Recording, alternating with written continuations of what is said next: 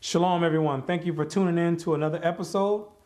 Today, what we're going to touch on is the topic of Easter.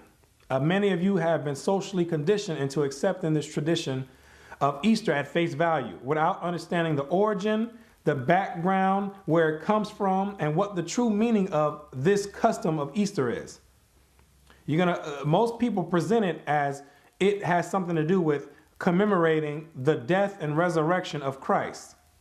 But what you're going to find out in this video is that it has nothing to do with that at all and has everything to do with satanic worship and pagan rituals.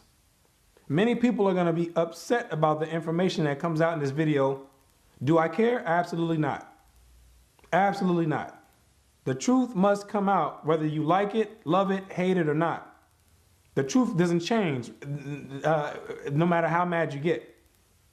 So that's what we're going to be dealing with in this video. And to give those that want to know both sides of the story and want to know exactly what it is that they're commemorating and taking part of every year. People that are waking up and asking questions on the traditions that they're following to see if it matches up with the scriptures and what God wants us to do, or if it's taking us towards another path. That's what we're going to deal with today. I'm Brother Yerushalayim. This is the Bible Unlocked, the Easter Deception. Revelations 12 verse 9. And the great dragon was cast out, that old serpent called the devil and Satan, which deceiveth the whole world. So this is the verse you need to keep in mind as we go into this lesson, that the prophecy in the Bible says that Satan would deceive the whole world. And what you're going to find out is that the festival of Easter is one of the many tactics that Satan used to be deceptive throughout the entire world.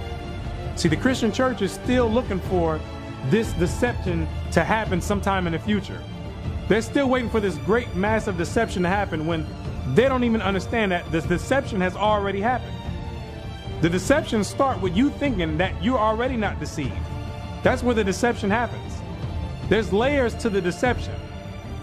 And this Easter celebration is one of these many deceptive tools that Satan has used to get people to go away from the Bible and to follow him instead of Christ or what the Most High says. The Two Babylons, page 93.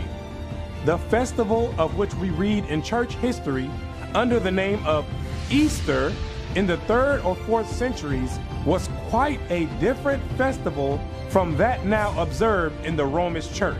The festival that you celebrate, known as Easter during the time of Christ, was not celebrated the same exact way that they do today. It had nothing to do with bunnies laying eggs and Easter rabbits. The celebration was known as the Passover, something totally different, and it's going to explain in here, and it was never called Easter. Follow me. And at that time was not known by any such name as Easter. It was called Pasch, or the Passover. It was called what God told it to be called back in Exodus, the Passover, not Easter. You're going to find out that Easter is dealing with a totally different custom and God. That's what you're going to come to realize, that has nothing to do with the Bible at all. And though not of apostolic institution, was very early observed by many professing Christians in commemoration of the death and resurrection of Christ. And the Passover, in the correct context, was celebrated during the time of Christ by many of the Christians that follow the teaching of Christ. Not bunnies laying eggs, or Easter rabbits, or dying eggs, or anything of that nature. It was the Passover. Socrates, the ancient ecclesiastical historian, after a lengthened account of the different ways in which Easter was observed in different countries in his time, i.e. the 5th century, sums up in these words. Socrates, who was a 5th century Christian church historian, went around and did his research and found out that this custom of Easter is being celebrated all throughout the world. Let's find out what else he found. Thus much already laid down may seem a sufficient treatise to prove that the celebration of the feast of Easter began everywhere more of custom than by any commandment either of Christ or any apostle. Socrates, the Christian historian, found out that this Easter celebration has nothing to do with Christ or God or the Bible. Christ never gave a commandment for you to go out there and worship on an Easter. The apostles never gave a commandment for people to go out there and do Easter egg hunts. The Bible never said anything about doing this festival called Easter. He says this is something, this is a custom that was created by other people. Now I'm going to believe Socrates' account versus the Christian pastor's account, because Socrates was there during the time when the Roman Catholic Church amalgamated these pagan principles and practices into the Christian church. He was there around that time. So I'm going to take his account versus someone that came 2,000 years later, which has a different agenda. He went and did the research on the various places that were celebrating this custom known as Easter. Page 96. Such is the history of Easter. The popular observances that still attend the period of its celebration amply confirm the testimony of history as to its Babylonian character. The custom of Easter, throughout all research, it brings a paper trail all the way back to the Babylonians, the ancient Babylonians. That's where this custom derived from. The hot cross buns of Good Friday and the dyed eggs of Pasch, or Easter Sunday, figured in the Chaldean rites just as they do now. Yes, the dyed eggs and the hot cross buns all stem back to the Chaldeans, which are the ancient Babylonians. That custom goes all the way back to ancient Babylon. There's nothing new under the sun. The ritual was picked up and it made its way all the way down to the Roman Empire. And the Roman Empire, when they came and took over the Americas, they implemented it in with the rest of the pagan customs in Christianity. They didn't just wake up. I mean, the eggs just didn't pop up out of nowhere. They didn't say, they didn't just wake up one day and say, you know what, we know this Easter has to do with the resurrection and death of Christ, but you know what, we're just going to add some eggs in there. I like the way they look. I'm just going to go ahead and add a few eggs in there. No, it has an origin. It has a history. They're just not going to tell you what it is, because you're going to find out that you're worshiping Satan. They're not going to tell you what it is. And most of you probably don't care, too lazy to do your own research. And guess what? Satan and the hierarchy, they like people like you. You're the ones they want in their society. The ones that's going to just go with the flow and eat up everything that they feed to you. They love people like you. That's a slave mentality.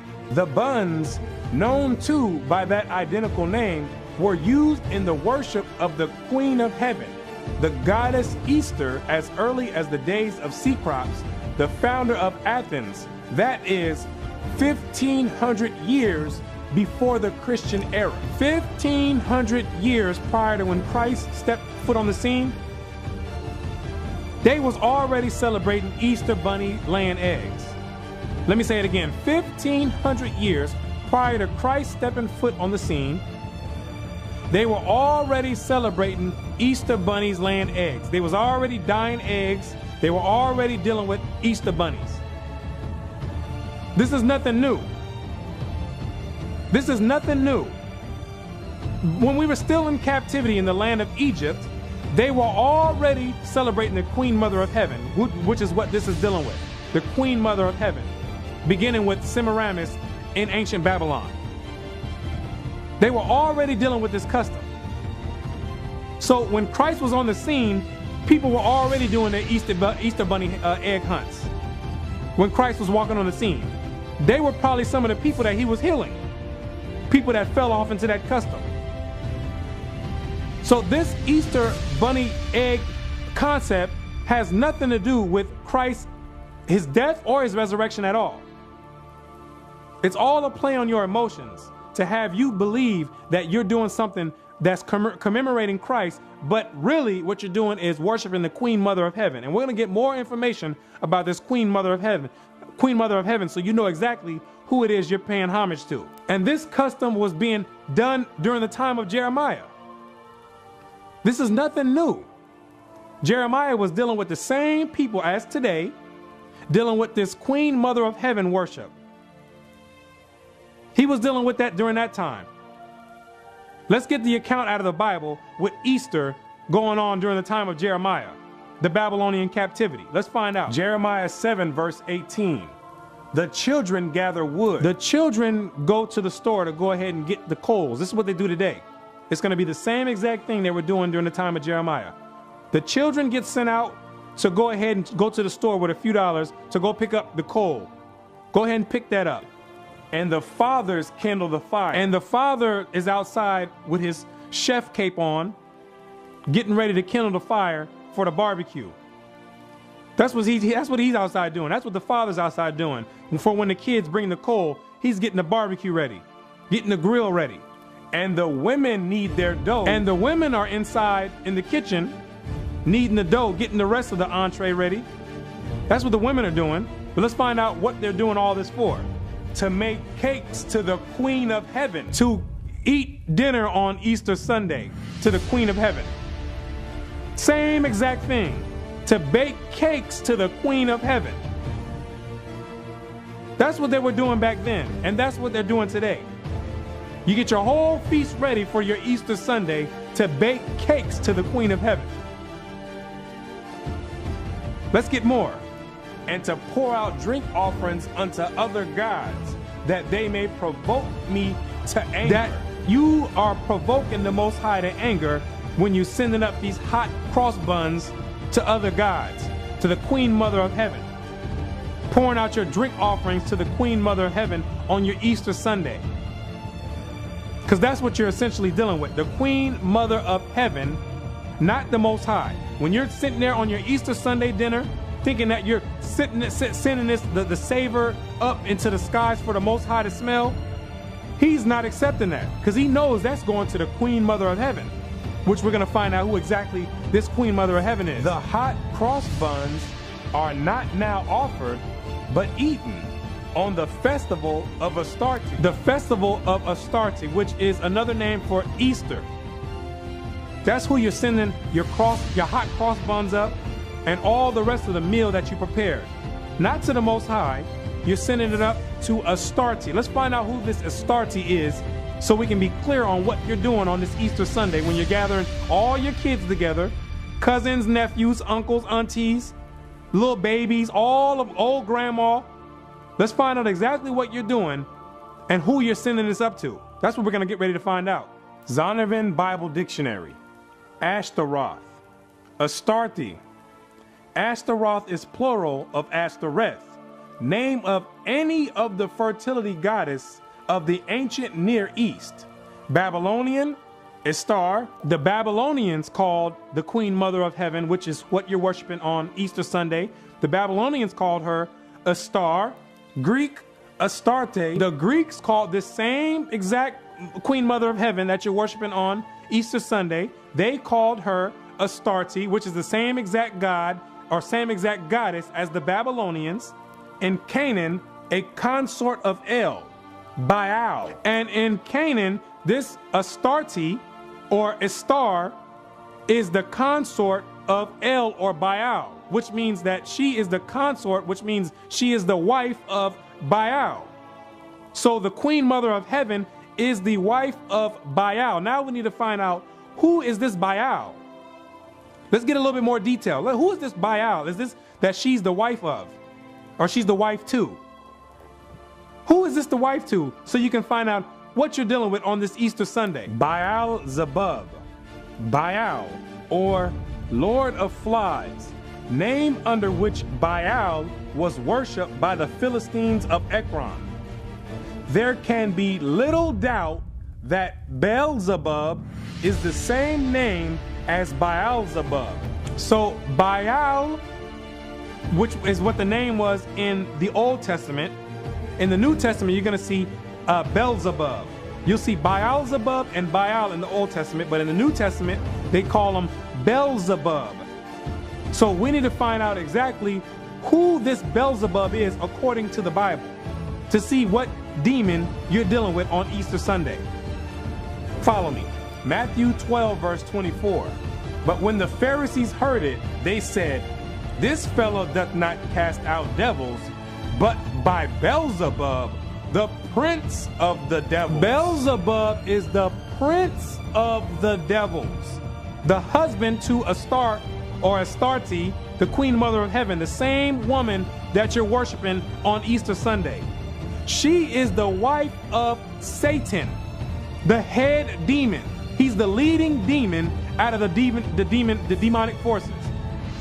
She is the wife of Satan himself.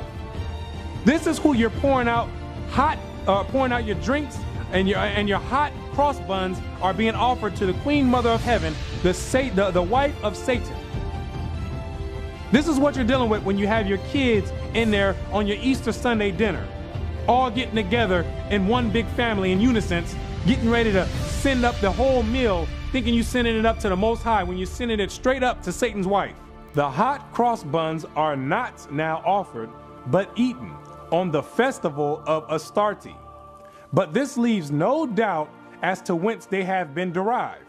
The origin of the pash egg is just as clear. Now we're going to get into the origin of these Easter eggs. Because like I said, a lot of you think they just popped up out of nowhere. No, there's an origin to everything. There's a method to all the madness. And he says that it's just as clear. Meaning you can trace the customs back to where they come from. All you have to do is go through different civilizations and find out what they're doing. You can say, okay, now we see where this custom comes from. The ancient Druids bore an egg as the sacred emblem of their order. Ancient Druids, which were the inhabitants of Europe in the land of Britain and Gaul and in Ireland, they were the ones that they were also dealing with this Easter egg. Let's find out who else was dealing with it. In the Dionysiaca, or Mysteries of Bacchus, as celebrated in Athens, one part of the nocturnal ceremony consisted in the consecration of an egg. The ancient Greeks were dealing with the consecration of an egg. They were dealing with the bunny rabbits laying eggs. And it had nothing to do with Christ. Trust me. Nothing to do with Christ, his death and his resurrection, because this is way before Christ. Let's get some more. The Hindu fables celebrate their mundane egg as of golden color. The Hindus were dealing with the bunny rabbit laying eggs. But the Hindus wanted to spice it up a little bit. So theirs was not just a regular egg, it was a golden egg. Let's find out who else was dealing with the egg. The people of Japan make their sacred egg to have been brazen. Japan was dealing with an egg. We didn't went all the way to Japan to find people dealing with eggs in pagan rituals. Let's get some more. In China, at this hour, dyed or painted eggs are used on the sacred festivals, even as in this country. China was even getting it in with the eggs. China, if you know anything about China, China is one of the most atheist countries in the world. They were dealing with an egg. They don't believe anything about Christ.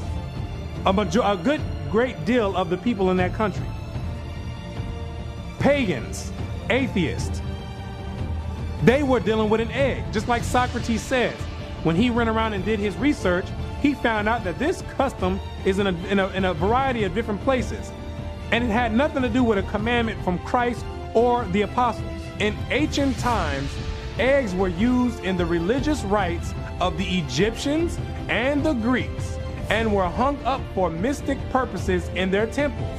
From Egypt, these sacred eggs can be distinctly traced to the banks of the Euphrates. The banks of the Euphrates is going right back to ancient Babylon, where it all started, under Nimrod and the Tower of Babel. The same customs were taken from the Tower of Babel when the Most High split the tongues and he spread out the rest of the nations. They took their customs with them and they all went, that's why they're all similar. And the egg was definitely part of the Babylonian custom, which spilled over into Egypt, and then into Greece, and then into Rome, and then from Rome all the way over here to America. Same exact custom, just different faces and different characters used to cover it up.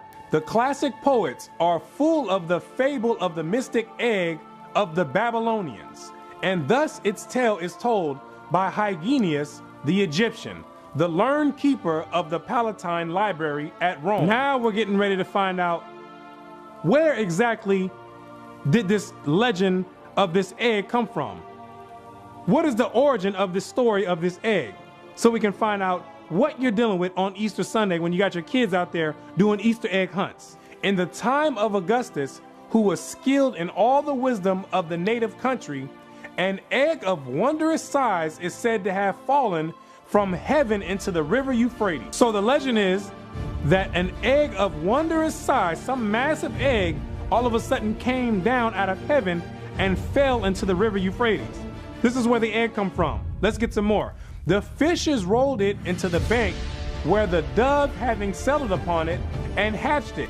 The fishes rolled it out of the water and put it on the bank where the dove came, sat on it, and hatched it. Now let's find out what happened when the dove hatched it. Who managed to pop up out of this egg? Out came Venus. Out came the devil's wife. That's who Venus is, Astarte, same exact goddess. Out came the devil's wife, who afterward was called the Syrian goddess, that is Astarte. Hence, the egg became one of the symbols of Astarte, or Easter. This is where you get your Easter bunny laying eggs at. It became a symbol of Easter, or Astarte, worshiping the Queen Mother of Heaven, Satan's wife. This is where it derives from. This is the legend behind it. This is what you have your kids dabbling with on your Easter Sunday when you're sending up hot cakes to the Queen Mother of Heaven. This is what you're dealing with. Yes, Satan gave his wife a holiday as well. Let me say it again. Satan gave his wife a holiday as well, which he got the whole world worshiping and thinking that it has something to do with Christ, the resurrection and death of Christ, which most people, they know that it just don't have anything to do with Christ's death and resurrection. But too scared to ask a question about what does this Easter egg hunt have to do with Christ dying on the cross and being risen again on the third day. Too scared to go contrary to what the world does. Too timid to ask questions.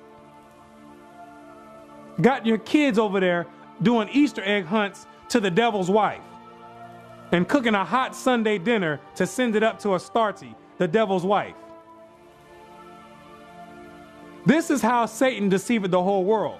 And accordingly, in Cyprus, one of the chosen seats of the worship of Venus, or Astarte, the egg of wondrous size was represented on grand scale. On a grand scale, all the way back then, 2,000 or 1,500 years prior to Christ, and all the way 2,000 years after Christ. On a grand scale, got your kids in churches on Easter Sunday sending hot cakes up to the Queen Mother of Heaven. Yes, I said it. Hot cakes. I'm going to keep saying it. Got your whole Hawaiian rolls, lemon meringue pies, got them all getting ready to get sent up to the Queen Mother of Heaven, Satan's wife, Satan's consort, Beelzebub.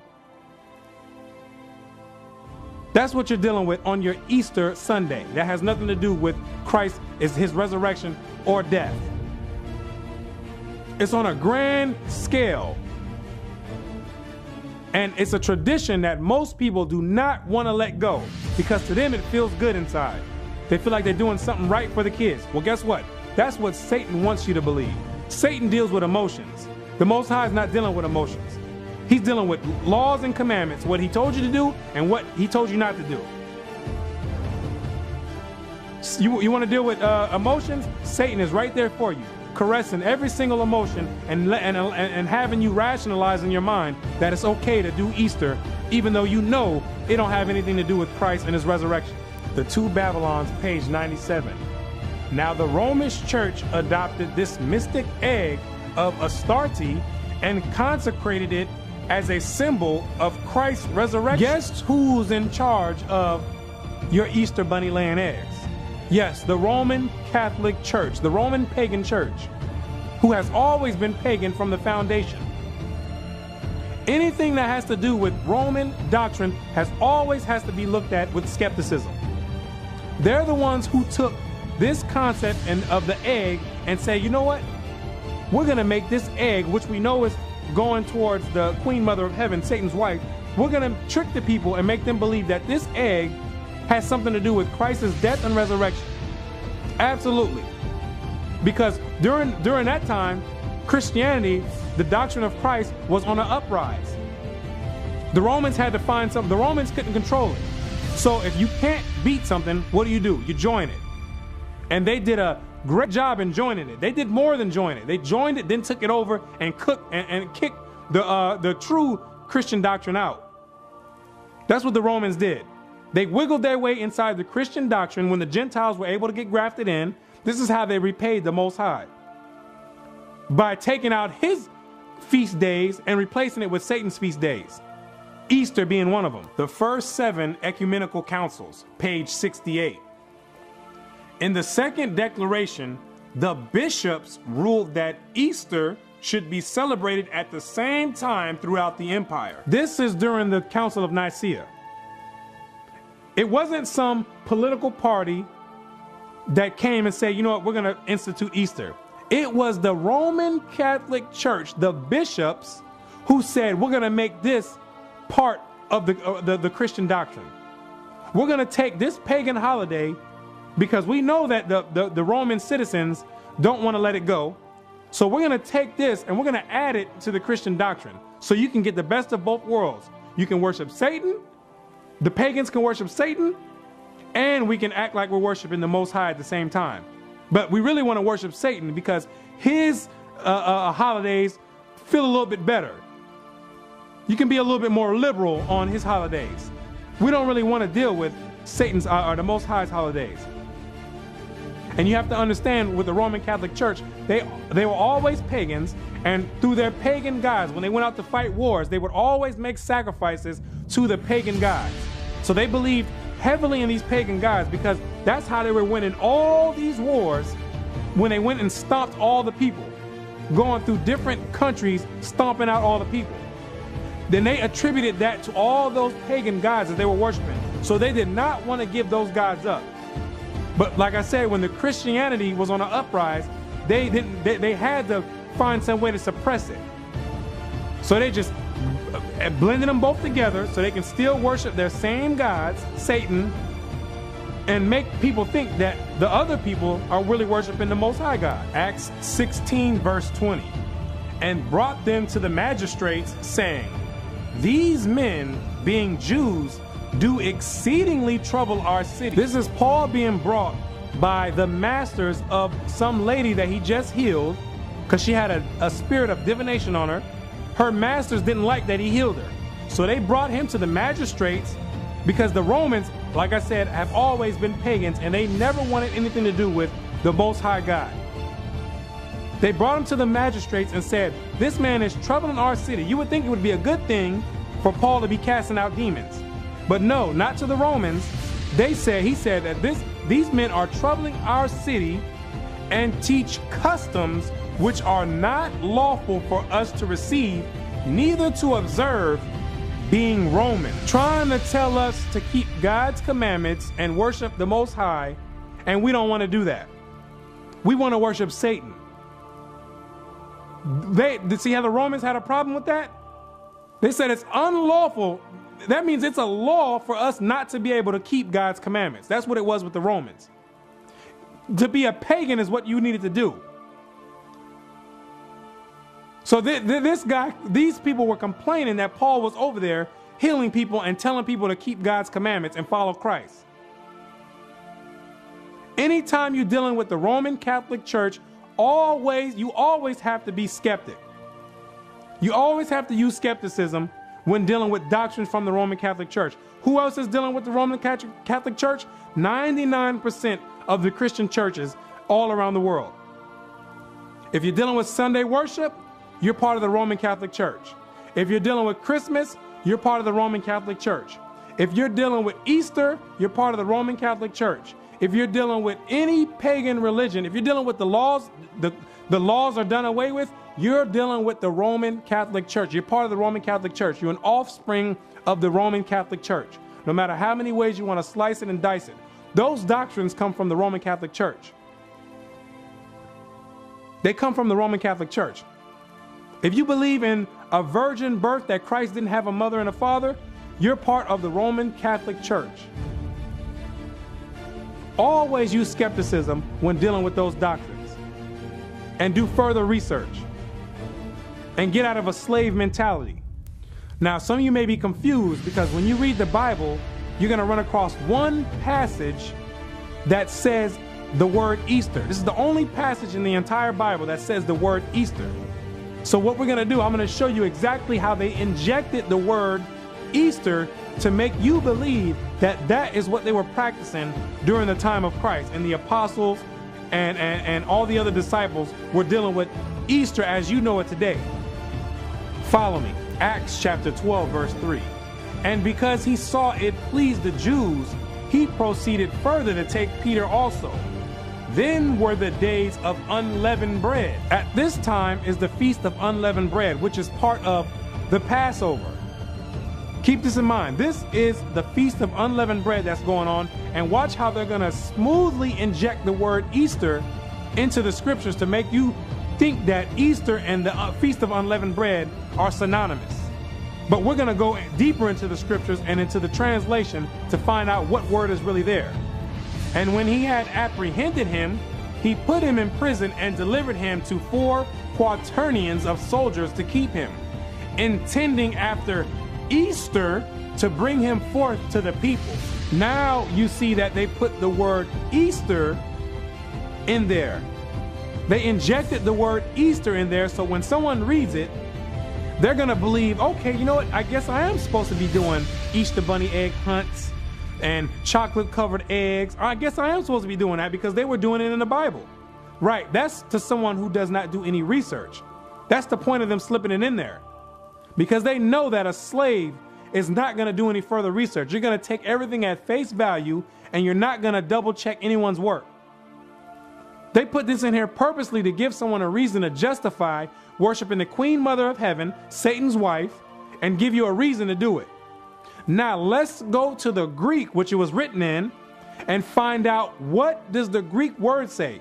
Let's find out if it's talking about Easter bunnies laying eggs or if it's talking about the Passover, the Feast of Unleavened Bread. Let's find out. Strong's G3957. Pascha, the Paschal Feast. The feast of the Passover. No, bunnies laying eggs. The Passover. No, worshiping the Queen Mother of Heaven. The Passover. The feast of the Passover, ladies and gentlemen. The Passover. This Greek word has nothing to do with Easter Sunday. Satan deceived the whole world. Yes, Satan has his hands in all types of different venues.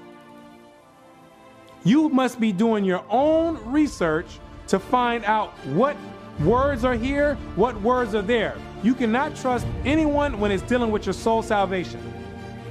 Especially not a pastor that's set up by the Roman Catholic Church who's just going to regurgitate things over and over again and not tell you that, you know what we're doing is wrong on Easter Sunday. We're not supposed to be sending up cakes to the Queen Mother of Heaven. We're not supposed to be doing that. When you're dealing with your soul salvation, you have to seek it out. Now, this Greek word was used 29 times in the New Testament. Each time it was used, it always said the word Passover. Always said the word Passover. Like I said, Satan only needed to inject it in there one time to get your mind away from what's going on. To allow your mind to justify worshiping him, because he can care less if you worshiping him unaware or if you worshiping him on purpose. He can care less. Long as he can get you out of doing what God says, he's in the right mode. Now let's find out what the scholars say about this translation on this Easter here. The Two Babylons, page 93. Everyone knows that the name Easter, used in our translation of Acts 12 verse 4, refers not to any Christian festival, but to the Jewish Passover. Everyone knows that this word Easter is not supposed to be there. Everyone knows that Satan done injected the word Easter into the Bible. And when he says everyone, he's not talking about the peasants going to church on Sunday the Sunday worshipers that's going in there, not opening up the Bible, sitting there in a Sunday church, listening to someone preach, which ain't coming from the Bible, for 2 hours, getting up, singing songs and dancing, paying tithes and going home. He's not talking about you. When he says everyone, is referring to everyone in the hierarchy that has their hands in the Christian doctrine. The high-ranking bishops that are controlling the Christian doctrine going around. The Bible scholars, they all know that this translation is incorrect. They all know that this translation is incorrect. The translators, when they translate the Bible, they know that translation doesn't go there. But they're under someone else's authority, and they are forced to put that translation there as Easter, when they know it does not say Easter there. And we're going to prove that they know it as well. Everyone knows that translation does not go there. This is one of the few places in our version where the translators show an undue bias. This is one of the few places in the Bible showing that Satan has his hand in the translations. That's what he's saying. This is one of the few places where you can see clearly Satan's signature on it. Because it's a clear, purposely done mistranslation. It's not like it was something difficult or some difficult translation, some difficult Greek word. It was a clear mistranslation on purpose. And when he says everyone, we're getting ready to prove that everyone knows this. All your Bible scholars, all the top bishops, the Roman Catholic Church, they all know that word Easter does not go there. But remember, Satan is controlling the whole thing. Satan controls the world. He's in control of this world. Satan is at the helm of the Roman Catholic Church. Zondervan Bible Dictionary. Easter, Passover, rendered Easter in Acts 12 verse 4 KJV, but correctly translated Passover in ASV. Correctly translated Passover. This is from the Bible scholars. Correctly translated Passover in the ASV. Knowing and showing that the scholars know that does not go there. But they're going to continue putting that word Easter there because of the powers that be. In order to maintain power in this current world, you have to be dealing with Satan, because Satan is the prince of this world.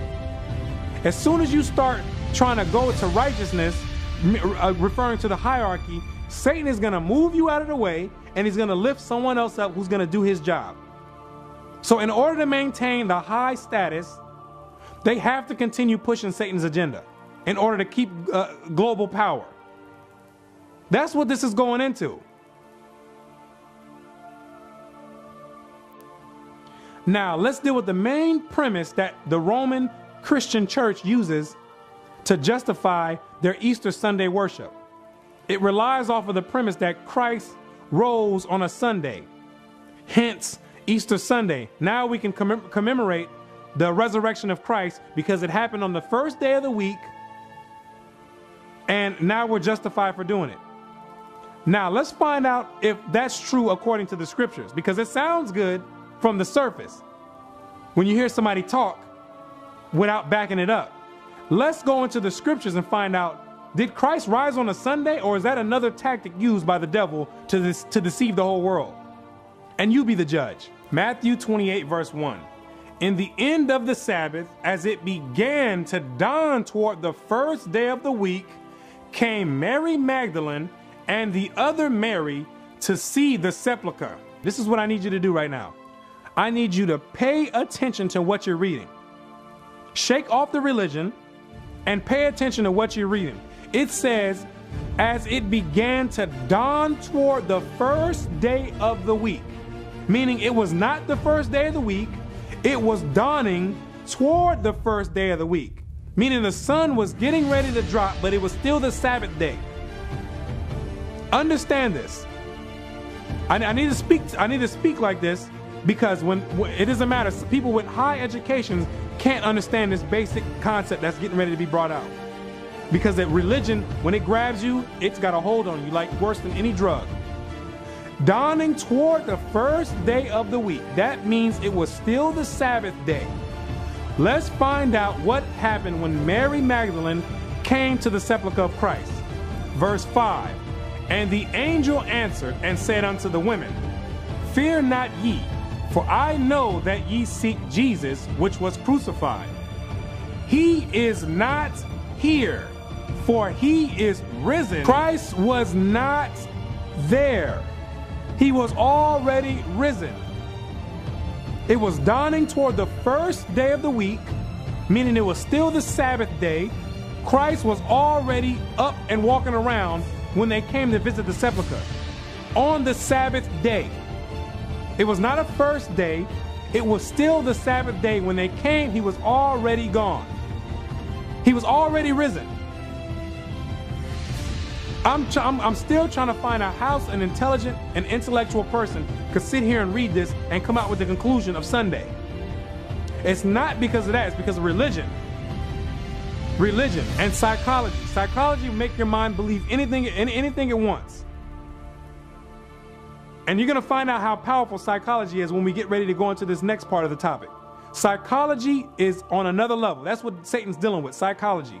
To make you believe that this is talking about the first day of the week to try and justify Sunday worship and Easter worship and Easter Sunday. When it's clear that Christ was not in the tomb when they came, when it was dawning toward the first day of the week. He was gone already. Understand that. That's your Easter Sunday already gone. Telling you that the premise is a lie. It has nothing to do with Christ. It has everything to do with worshiping the Queen Mother of Heaven, Satan's wife. Has everything to do with cooking hot buns to the Queen Mother of Heaven, as they were doing it 1,500 years prior to Christ. Before he was even on the walking the earth, they were already doing this. But now the Roman Catholic Church amalgamated this practice in and trying to find every little scripture they can to try to make it, to try to justify the pagan worship and make all the masses believe it. And you will believe it if you're a slave. A slave mind will believe it. You'll believe anything that's tossed in front of you, like something as simple as this. The pastors make sure they leave no room for questioning at the end of the sermon. And when you do ask them a question, they're not going to bring you to the Bible. They're going to give you a bunch of philosophy on how we're supposed to be doing Easter. Sending your soul right to the lake of fire. That's what's going on. To touch on the Good Friday deception. Because the Good Friday goes off of the premise that Christ died on a Friday and he rose on a Sunday. But when you go to the scriptures, you're going to find out there's a problem with that. Watch Matthew chapter 12, verse 40. For as Jonah was 3 days and 3 nights in the whale's belly, so shall the Son of Man be 3 days and 3 nights in the heart of the earth. It says he would be 3 days and 3 nights in the heart of the earth. I'm still trying to figure out what mathematical equation the Christian church has came up with in order to get 3 days and 3 nights from Friday to Sunday. I'm trying to figure out what type of dimension they're delving into to make this add up. I've counted this thing multiple times and I can't figure out how you get 3 days and 3 nights and have a whole billions of people believe that this math adds up. Let's count and see if we can get it, because maybe I'm mistaken. Maybe I haven't delved into that 4th or 5th dimension that these other people are delving in to see this. Friday night to Saturday night is 1 day. Saturday night to Sunday night is 2 days. Christ said he would be in the belly of the earth for 3 days. That means it would be from Sunday night to Monday night would be 3 days, which we know is still a lie because Christ rose on a Sabbath. When they came to the sepulchre, he was already gone when it was dawning toward the first day. So the whole premise is wrong. The whole premise is built off of deceit. Christ, you can't get 3 days and 3 nights from Friday to Sunday. It's impossible. Einstein can't do it. I don't care what mathematician you bring out, he can't do it. This is basic mathematics that you learn in the 1st grade or in kindergarten. Now let's do the math correctly to find out when he died. We know he rose on a Sabbath day for sure. So we go Wednesday to Thursday, that's 1 day. Thursday to Friday, that's 2 days. Friday to Saturday. Amazing how the math adds right up. Christ didn't die on a Friday, ladies and gentlemen. He died on a Wednesday. Friday, you can't get 3 days and 3 nights from Friday to Sunday. Both of those are wrong. The Friday and the Sunday, they're both wrong. And the Christian church is purposely misleading the people. Purposely misleading the people off of simple mathematics that any first grader could put together. And got people with PhDs not able to understand this. Not asking questions. When you got a little first grader who can figure this out. This is the deception going on in the Christian church. Satan is all in it. He's all the way in it. Now let's find out what holiday or holy day you're supposed to be celebrating at the same exact time that you're sending up cakes to the Queen Mother of Heaven, Satan's wife. God gives you a holiday or a holy day to be celebrated during the same exact time of the year. So there's no excuse on why you can't do the Most High's holiday and you have to go and do Satan's holiday. There's no excuse. Exodus chapter 12, verse 3. Speak ye unto all the congregation of Israel, saying, in the 10th day of this month they shall take to them every man a lamb, according to the house of their fathers, a lamb for a house. And if the household be too little for the lamb, let him and his neighbor next unto his house take it according to the number of the souls. Every man according to his eatings shall make your count for the lamb. Your lamb shall be without blemish, a male of the first year. Ye shall take it out from the sheep or from the goats, and ye shall keep it up until the 14th day of the same month. And the whole assembly of the congregation of Israel shall kill it in the evening. And this is going deep right here, because Christ was the Passover lamb and he was without blemish. All this is going in, this is all leading up to Christ. But most people don't even understand this. This is a whole lesson in itself, so I'm not going to go too deep in it. But Christ was the lamb without blemish. He was the sacrifice, the Passover lamb that was sacrificed.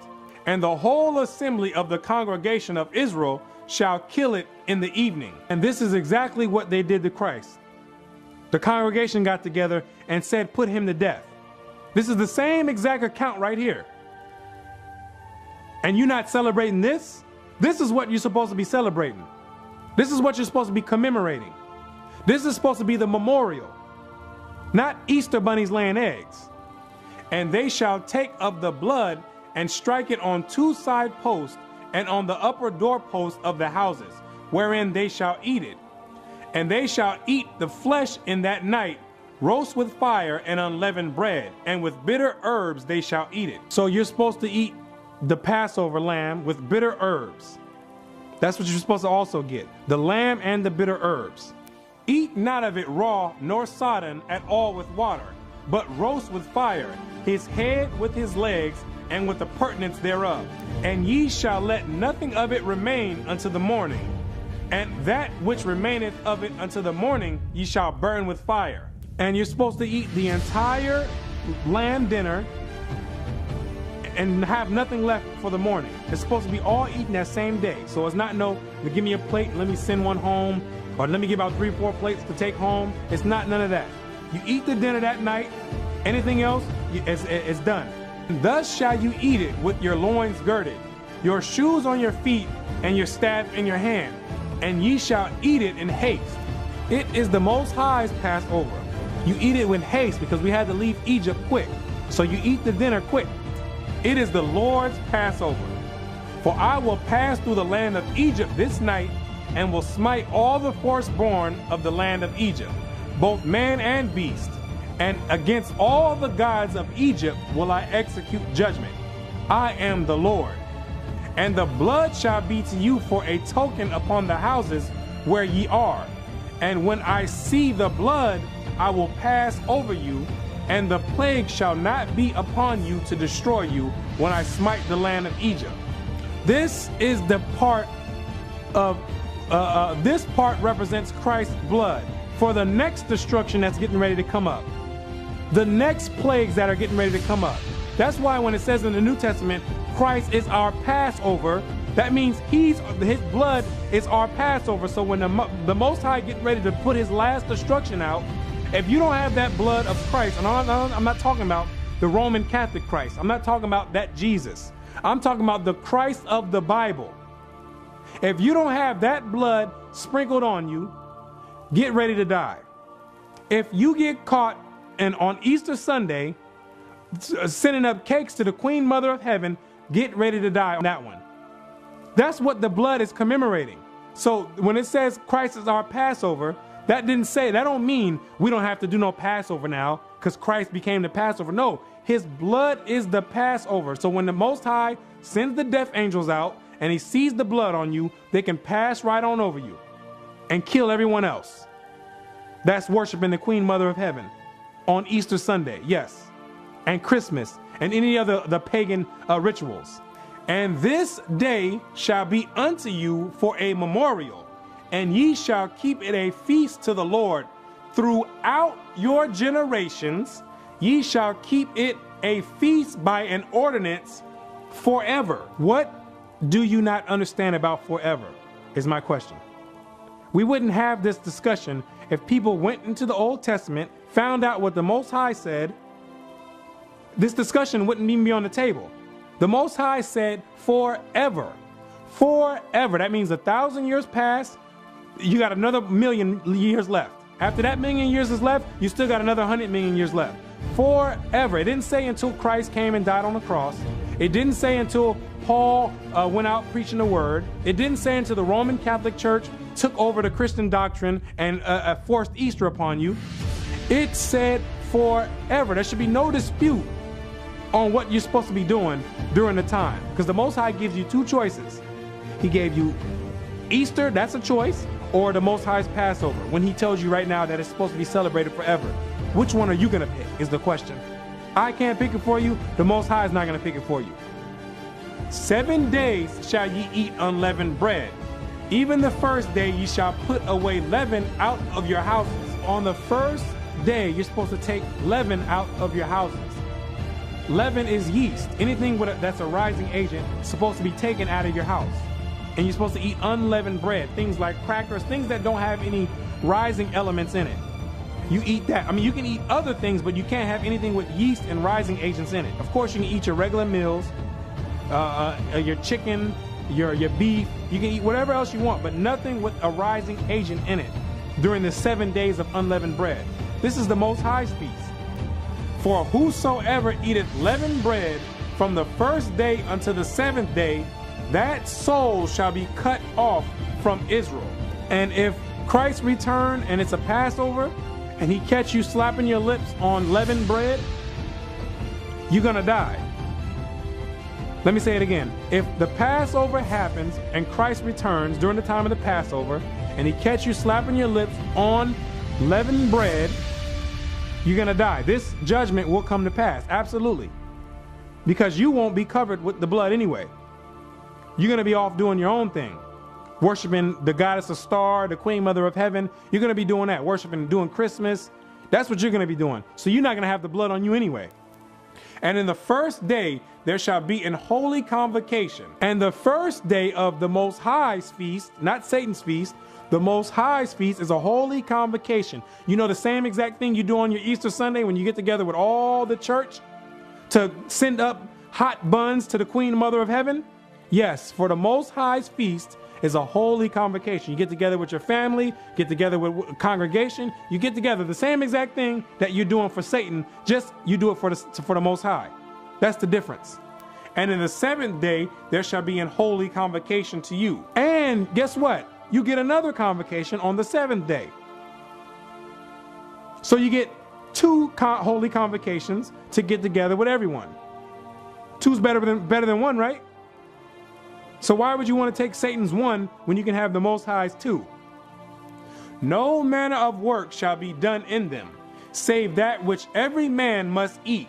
So the first day and the last day of the Feast of Unleavened Bread, You're not supposed to be doing any work.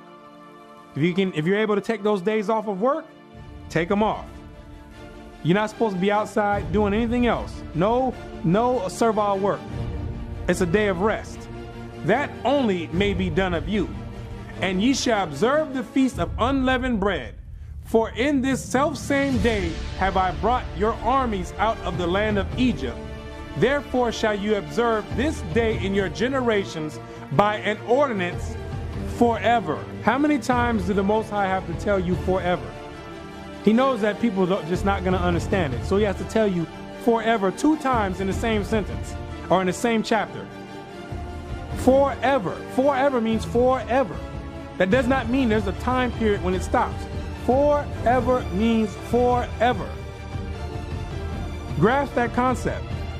Next time you get ready to go out and do your Easter Sunday, grasp that concept. You can't stand in front of the Most High on Judgment Day when he has a verse like this in the Bible. There's nothing to be confused about. He said forever. It tells you in the Bible it's impossible for God to lie. That's what it tells you. That's the one thing that is impossible for him to do, is to lie. He says forever, that's what he meant. Forever. Try to stand in front of him on Judgment Day and give him some excuse when you have this verse right here in the Bible saying forever. In the first month of the 14th day of the month, at even, ye shall eat unleavened bread until the 21st day of the month at even. This confused with the first month in the modern calendar, because that's not what this is talking about. It's talking about the first month, which usually falls between March and April during the time of the new moon. The months in the Bible go off of the new moons. Each time a new moon comes in is a new month. So that's what this is referring to. Usually during the time of March and April, there's the new moon that falls around that time. So the first or the 14th day of after the new moon is when the Passover starts. And unleavened bread is going to be on your menu all the way to the 21st day at evening. 7 days shall there be no leaven found in your houses. For whosoever eateth that which is leavened, even that soul shall be cut off from the congregation of Israel, whether he be a stranger or born in the land. Ye shall not eat nothing leavened. In your habitations shall ye eat unleavened bread. This is the year 2015, and this year the Passover falls on a Friday, April the 3rd, at evening. Let me say it again. 2015, the Passover commences on April 3rd at evening of 2015. By coincidence, guess what else starts on April 3rd? Yep, you guessed it. Good Friday. Good Friday. So now you have to make a choice. Which one are you going to do? Are you going to do the Passover like the Most High said would be an ordinance and a memorial forever? Or are you going to do what the Roman Catholic Church tells you to do? Worship the Queen Mother of Heaven, Satan's wife, on April the 3rd. That's something you're going to have to pick. That's why the Most High always gives you 2 choices. He wants to see where your heart is really at. He wants to see if you're going to be down with him or if you're going to be an idolater and go and worship other gods. That's what he wants to know. Easter Sunday falls on April 5th, 2 days later. Not 3 days, like the Christian church will want to make you believe. 2 days later is when your Easter Sunday is going on. But guess what else is going on during that time? The Feast of Unleavened Bread, like the Most High said. 7 days from the Passover starting April 3rd at evening, ending at April 11th at evening. But Satan worked his way right in there to have people think that they're supposed to be doing Easter at that time. But you're going to have to pick. Which one are you going to be doing? Because you can't do both. You can't bake cakes during the time of the Feast of Unleavened Bread, because that's unlawful during that time. No leavened bread. So there's going to be people baking all type of cakes to the Queen Mother of Heaven with all type of leaven in there, like the Most High told you not to do. This is where it comes down to where your heart is really at. The Most High is always going to give you 2 choices. He'll give you 2 choices, absolutely. He'll give you your opportunity. If you want to worship Satan, you go right ahead. But there's a punishment for being an idolater. There's a punishment for doing what you think is right instead of what the Most High told you is right. Revelations 21 verse 8. But the fearful and unbelieving and the abominable and murderers and whoremongers and sorcerers and idolaters, people that's worshiping on Easter Sunday, sending cakes and prayers up to the Queen Mother of Heaven on Easter Sunday. All idolaters, Christmas worshipers, all idolaters, man, they all in this list. And all liars shall have their part in the lake which burneth with fire and brimstone, which is the second death. This is where life-changing decisions are made. When truth comes out, this is how you find out what someone's really about. If they truly believe in the Bible, which most people don't, or if they just covering it up to use as a cover-up for the other gods that they really want to worship. This is where you find out right here. And you're going to find out most people are not down with the Most High God in the Bible. That's why it tells you a remnant shall be saved. Most people don't understand what a remnant means. They don't understand that. They're going to get caught as a thief in the night. Whoever's not on guard, taking things at face value and not doing your backup research. You got to understand that this is your soul salvation. This, you're only here on earth for 70, 80 years if you're lucky. After that, you gotta deal with eternity. Eternity is a very long time. And if you want to be in this hot lava lake for eternity, by all means, continue worshiping the Queen Mother of Heaven and have fun doing it. I'm telling you, you better live it up. Live it up. And don't look back, because you're going to have a lot of looking back to do in that lake of fire. If you get sent there, you got to have a lot of looking back to do on how fun it was doing the Easter egg hunts with your children, all that you're going to have, because those are only memories you're going to have. And you might not even be able to remember those because it's going to be so hot. And you're going to be there forever. Then you're going to understand what it means forever. Like the Most High told us to do the Passover, a memorial forever. You're going to find out what it really means forever in the lake of fire. Absolutely. You're going to understand what the Most High means when he says forever. That it's not, he's not just being cute, saying, oh, I think this feels good. I think this sounds good right here in this part of the sentence. No, he means what he says. He's not playing no game. He's not playing games at all. That's why it says he commands all men to repent and turn from the wickedness. He winked in ignorance, and now he commands all men to repent.